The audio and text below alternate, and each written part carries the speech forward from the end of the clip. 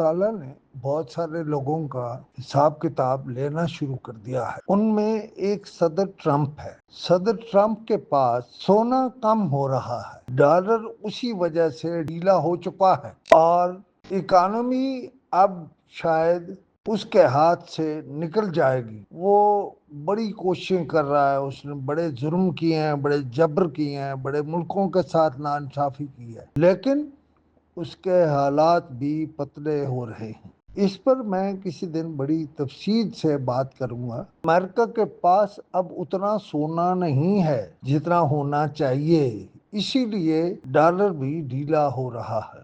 अब जरा पाकिस्तान की तरफ आते हैं। यहाँ मैं समझता हूँ कि जनरल बाजवा का यौम हिसाब भी शुरू हो चुका है और मैं समझता हूँ किसी न किसी जगह इमरान खान को रियायत मिलनी शुरू हो गई हैं।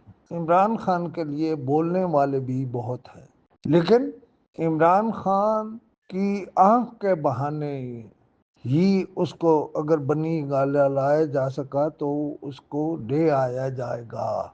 यौम हिसाब तो बहुत सारे लोगों का शुरू हो गया है। मसलन मेरे तलग की क़यादत का यौम हिसाब उस बच्चे का खून है जो पुलिस वालों ने बहाया या पुलिस ने बहाया।